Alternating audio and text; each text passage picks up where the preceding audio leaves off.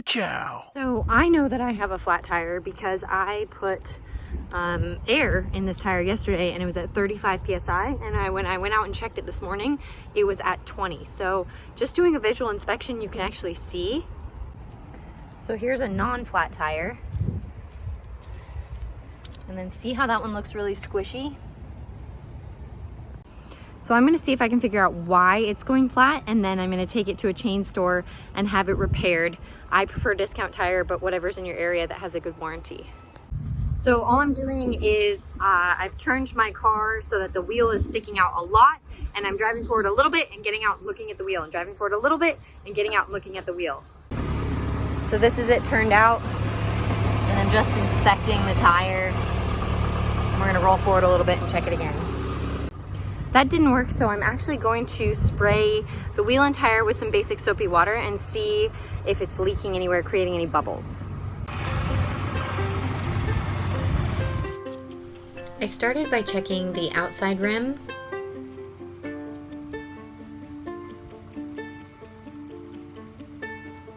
Then I sprayed the whole tire and started checking the inside rim. Then I rolled forward and checked the rest of the tire.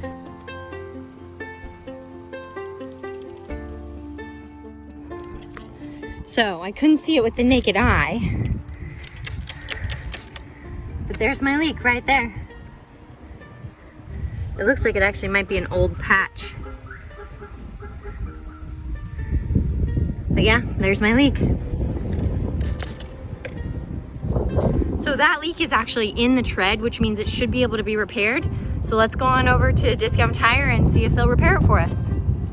In order to plug this tire, he reamed out the hole to clean it and make it the correct size for the plug.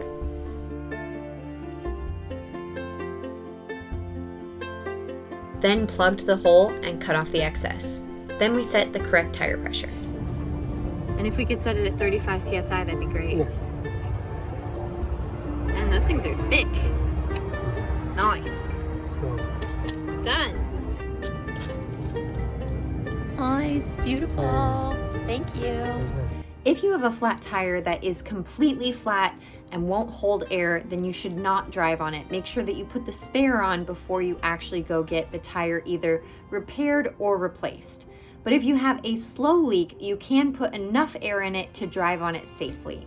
Just make sure that you're not driving on a flat tire because you can actually cause the bead to separate. Thank you so much for watching. If you found this video helpful, please like, comment, and subscribe below so we can help other people find this video. I offer automotive education and consulting, so if you need help completing this job, my contact information is in the description below.